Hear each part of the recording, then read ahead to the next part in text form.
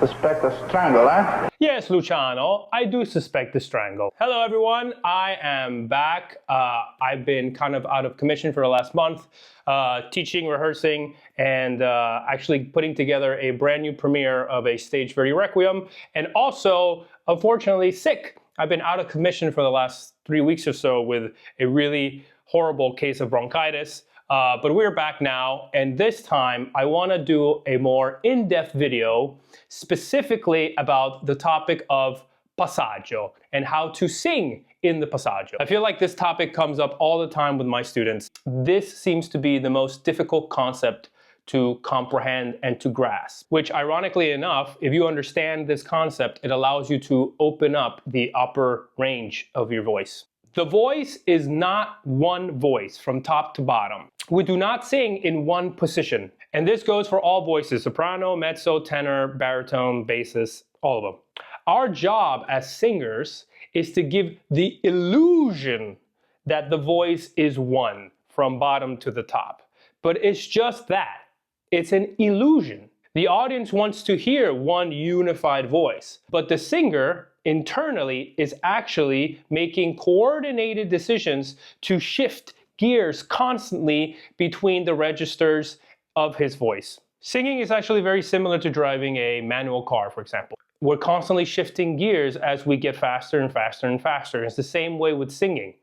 Although from the outside, if you shift correctly, it seems like the car will run smoothly, like it just runs from one speed to its top speed at a very smooth way. It's the same thing for the singers. As we ascend in our range, there's constant shifting and maneuvering in order to continue to ascend in a manner that looks unified to the audience. So when we're talking about singing in the passaggio and through the passaggio, okay, we're talking about an actual laryngeal movement in which the larynx tilts. This is the covered position that we may be so familiar with this name, covering the sound.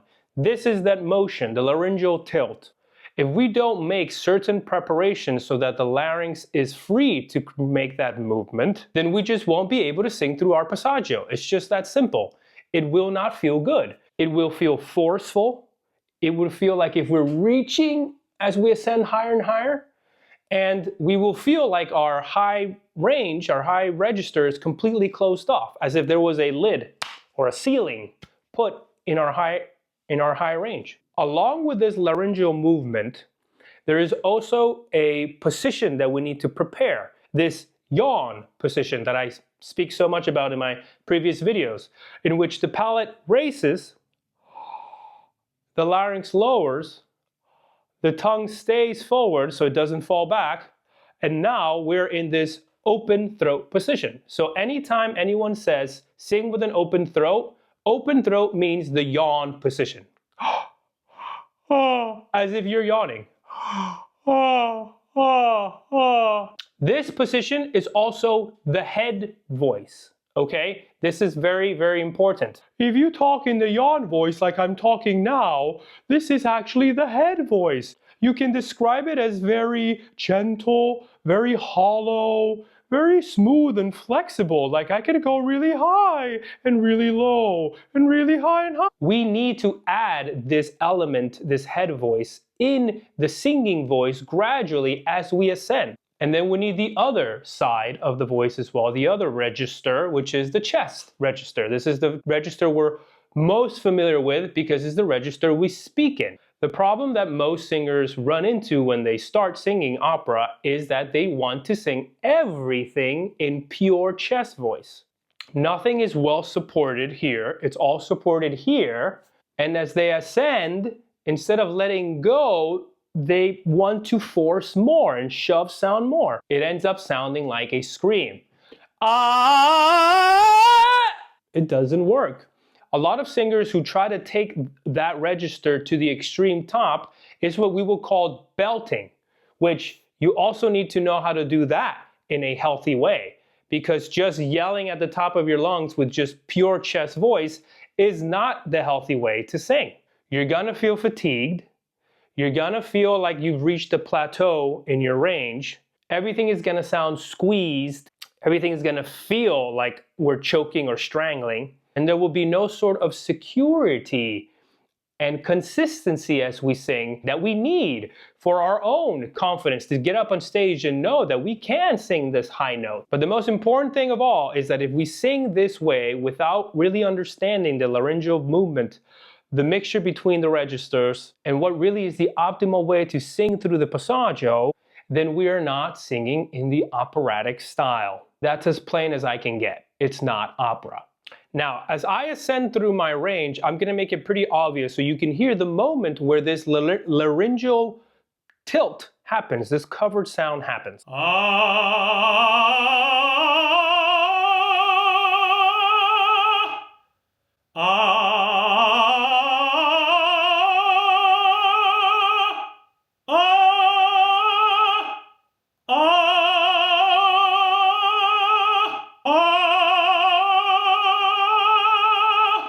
Not this.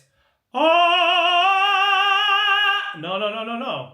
That's me not changing anything and trying to sing everything with chest without the laryngeal tilt, impeding the larynx from making the laryngeal tilt.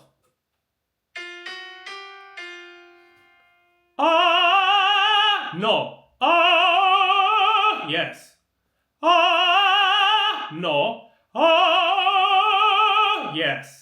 Okay, so now that we have sort of an ear and we heard what the tilt sound is supposed to sound like compared to just continuing on singing everything open, and full chested, without the laryngeal tilt, I would like to break it down, literally range by range, as we get to the middle voice and going through the passaggio as we continue to ascend to the higher range. So I like to think that I have in front of me like two nodules, right? Kind of like a DJ, in which here is my chest voice nodule. Ooh, I can go from 0 to 100. And here is my head voice nodule. Ooh, another 0 to 100. So I would say anything from a low A, and even lower than that if you have those low notes as a tenor, to middle C, it's all in the chest parlato speaking range, in which the chest nodule is about 100% and the head voice, the yawn position, is at 0, okay? There's no reason to prepare the low notes, right? You don't need that. Della mia bella incognita borghese. No. Della mia bella incognita borghese, toccare il fin dell'avventura voglio. It's very parlando. I don't need to think space in the lower range. There's no need to. You could sing it exactly as you're speaking it, parlando. Che gelida manina. Pavarotti is a great example because every time he would go towards the lower part of his range, he would always sing it very bright, very parlando. Nessun dorma, tu pure o principessa, che gelida manina. It was always fully chested. No need to force, but it's just like you're speaking. E, O, U. No need to modify vowels between low A and middle C. There's no need to modify vowels. There's no reason why we need to do anything funky with the words. The words should be clear and very speech-like.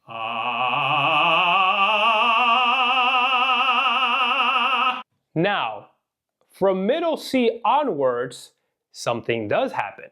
We need to start relinquishing the amount of chest voice we have in the sound and start to lower that nodule of chest voice that's at 100%, lower it at least 10% from C to D, and you have to mix in that head voice, the 10%. So right now we're at 90 and we're at 10 for the next D.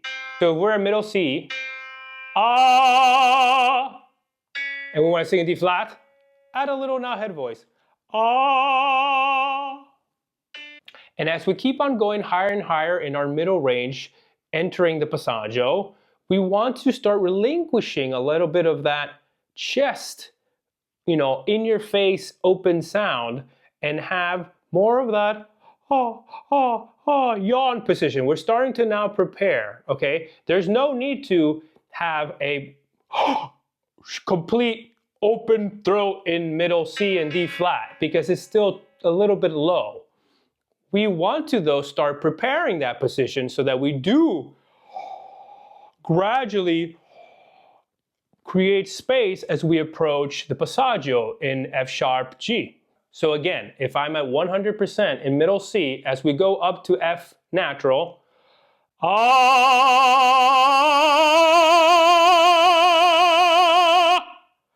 I am relinquishing that, a little bit of that chest voice and starting to add, starting to prepare that yaw position. It's no longer, it's no longer that. It's letting go of the chest nodule, bringing that nodule lower, like you would bring down the volume of the radio, bringing down that chest register lower and increasing the nodule of the head voice, of that yaw position. Now, as you do this, though, keep in mind, we never want to give up chord closure. If you don't know what I'm talking about, I have made plenty of videos talking about chord closure. We always need that clean glottal attack. That's the squealo, that's the resonance. Even though you're letting go of that chest register, that squealo, that clear chord closure should still be present in the sound, even as you're adding that yawn position, that head voice. So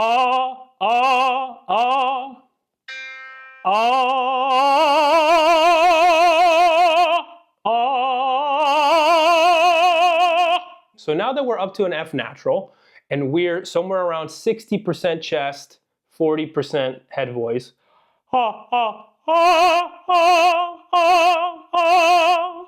as we approach F sharp and G, one thing we don't want to do is continue to open our mouth wide. No. If anything, it's the opposite. And this is key. You must gather your mouth at the front, so you allow for opening in the back. In other words, to be able to sustain that open throat position, that yawn position, we cannot open our mouths to the extreme. We have to keep this small and gathered in order to open the back. If this is my face and these are my teeth and my mouth, okay, like this, if I open the front of my mouth as I sing through the passaggio wide open, then the back is closed, see? In order to have that yawn open throat position, the mouth needs to be closed. It's kind of like a seesaw. You cannot have both. You cannot have this wide open and this open. It's just like a seesaw where one person has to be in the top and the other person has to be in the bottom.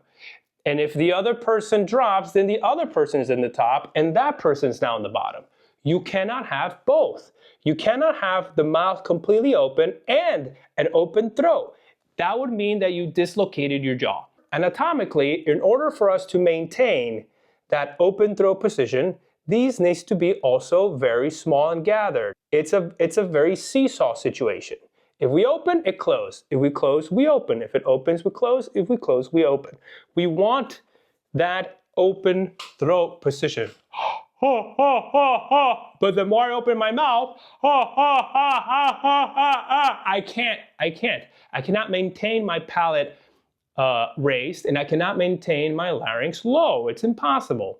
And I see this all the time. As singers approach F sharp, G, and A, they want to open so wide, and I tell them do the opposite. It's going to force you to try to find a different way to sing in that range. If you close your mouth, but still do the yaw position internally, so what I'm doing is literally, but inside with this small and gathered. If you do that, you will find that now you have this space in the back of your throat. And it's different to what you're probably used to. It's going to sound different. It's going to sound maybe funny and funky to you. That's fine, because this is the first big gear change in our singing.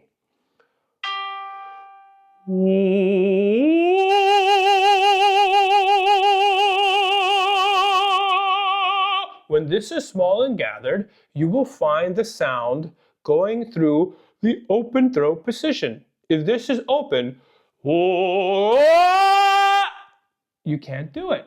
You have to experiment, like I always say, and understand that there is a different way to phonating. There's always a different way of phonating that you're used to, one that you're not familiar with. It is a very different concept. Singing like this, and singing like this, are very different concepts. The U vowel or the O vowel is usually a good vowel to start with to understand this concept, because the U and the O naturally, by nature, create this sort of mouth position. U, O, which is the position that we want to maintain when singing the passaggio.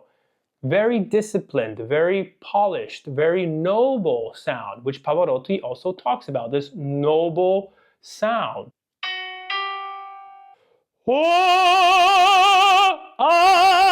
No.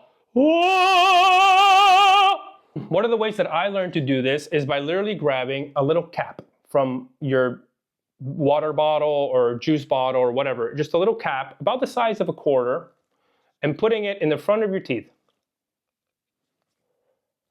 Naturally, you will create that shape of the mouth, like this, small and gathered. And you're not allowed to open your mouth. If you open your mouth, the cap will fall off your mouth. If you keep this in your teeth and small, the idea is as you maintain this in the front of your teeth, you don't have to bite it hard, just maintain it in the front of your teeth, very gentle. Like so.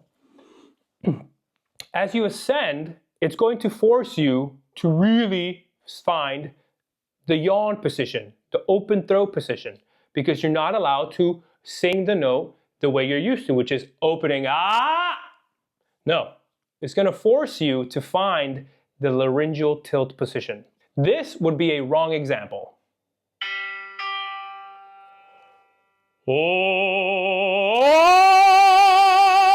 No, this is the right example.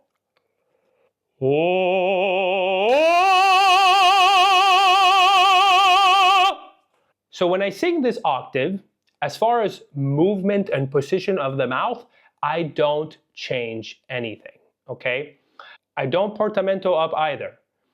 You sing the bottom octave, don't change anything, sing the upper octave, all in one breath.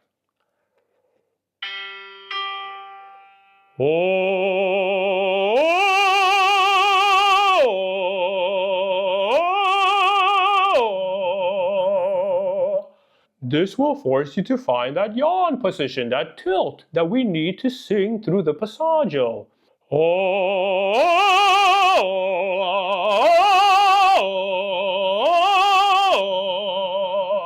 Small and gathered. And the funny thing is that if you look up any old school tenor, you will find them always in this position.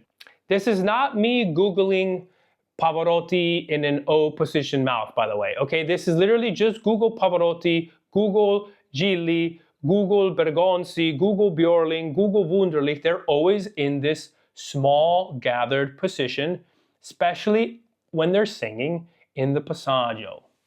There is no operatic role that I can think of, especially in Verdi, Donizetti, bel canto roles, in which you can open the passaggio and live. You will die.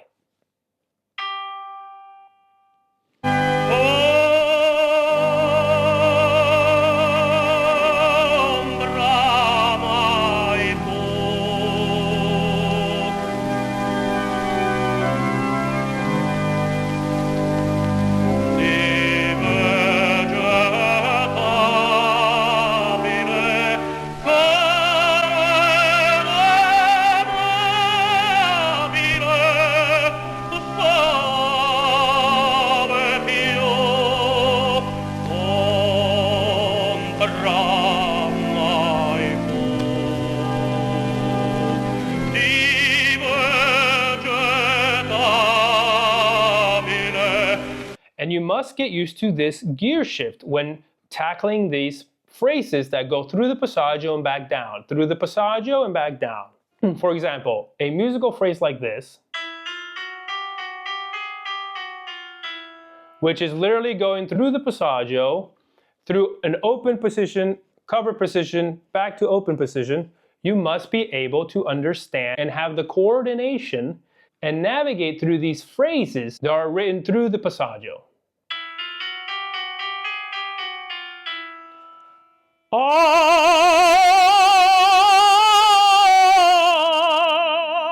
Open to cover to open to cover. Open. Covered. Open. You must get used to this gear shift, which happens by creating the open throat. Now, the wonderful thing about this is that as you practice this idea, as you relinquish that chest register and keep adding more of that head voice, and always approach it in a very gentle sigh, gentle singing, smooth and soothing.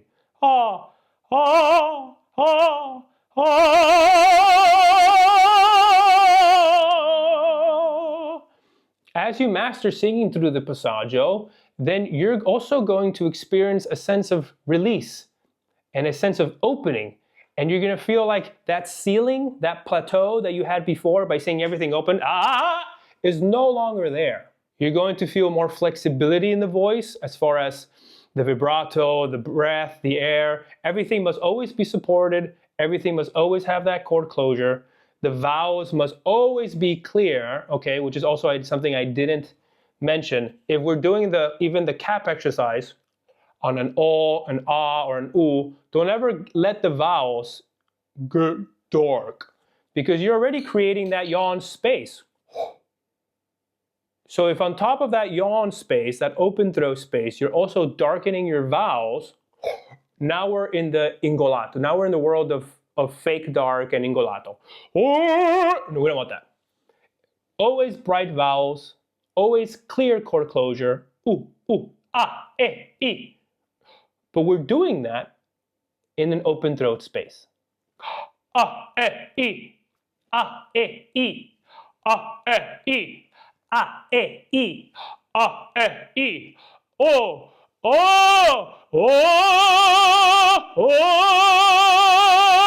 I'm thinking really bright ooh. It's just that I'm doing it in a yawn space, so it has already that covered quality to it. This is the trick to being able to sing through the passaggio and navigate to the upper register. As you ascend into the upper register, you guessed it, you start to let go even more of that chest voice and more of the head voice. You're gonna feel like it's almost like a string that stretches thinner and thinner and thinner and thinner as we ascend. And that is the connection to the core sound. It gets thinner and thinner and thinner so that it never gets too weighty. It never gets too much fatigue here, or we feel like we're lifting something heavy when we sing the top. It should always feel like we're gliding, like this effortless approach to the top, like we're soaring through to our high register, not like we're lifting through. That's not good. So middle C to A natural, we're in that middle voice range in which we need to sing through the passaggio, and we're relinquishing the chest voice with and adding more head voice, and we're gradually creating more yawn space, and we are letting the larynx tilt. From A natural to B flat, high B, high C, and higher, now we're in our high range. We are already in the tilted position.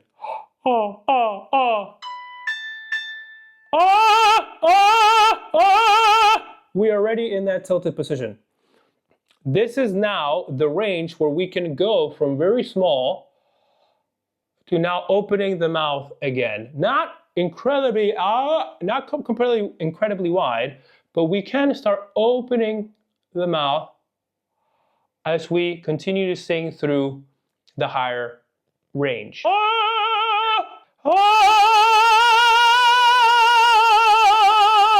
Since we're already in the tilted position, we're already golden and prepared for the upper range. All we have to do is sustain that position, sustain the chord closure, sustain the brightness of the vowel, maintaining that yawn position in which the larynx is still low and the palate is raised, and we start to focus the sound and thin the chest voice. By the time we're in the high register, B flat, high B, high C, the chest register nodule has gone down to like 10%, 20%, and the head voice takes over completely. It's 80, 90%, 80% head, 20% chest. High C, 90% head, 10% chest. The connection is always there. We never disconnect and sing falsetto. That would be incorrect. But it should feel like falsetto, and that is because the head voice is now taken over. Oh,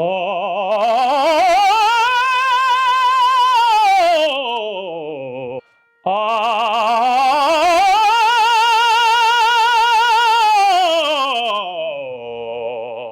This is how we create this illusion.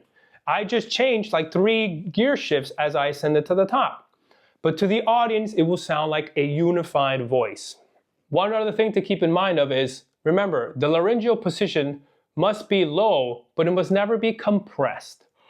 If you're compressing your larynx because you're trying to get this open throat sound and this open throat position, but you're compressing the larynx, that's your mistake number 1. You will tire out because you're using all the musculature in your neck to bring and keep your larynx low. No, your larynx must always be floating. A floated larynx is what we want, which is a flexible larynx.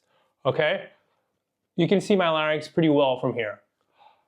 In a low position, yes, but also enough space for the larynx to jiggle, to be free.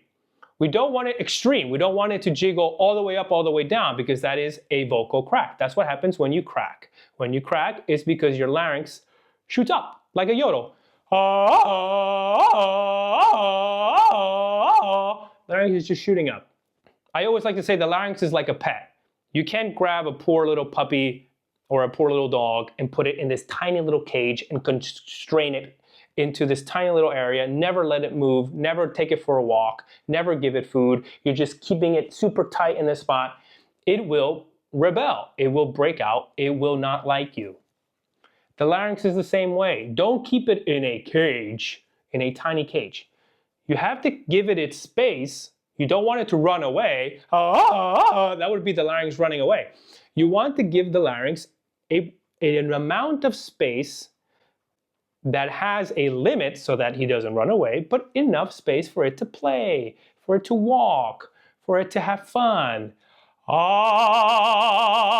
That's when you will find a much release feeling to the sound. Never compress your larynx and never let it jiggle to the extremes. It's allowing it to jiggle in a controlled area.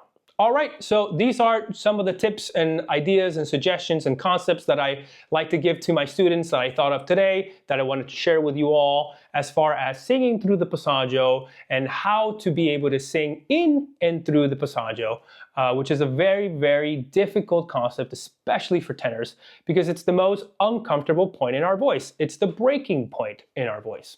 And if we don't do it correctly, it can lead to a vocal disaster. Like always, these are my observations, my experiences. You go ahead and try them. If they don't work for you, you can forget about them, and I wish you the best of luck in your own vocal studies. If you liked what I have to say and you tried it out and it helped, then I am super happy that I was able to help you in some way. Give the video a like, subscribe to the channel. I will continue to keep making these videos as much as I can and as much as my schedule allows me to. And I wish you all the very best in your vocal journeys. Ciao, ciao for now. Until next time.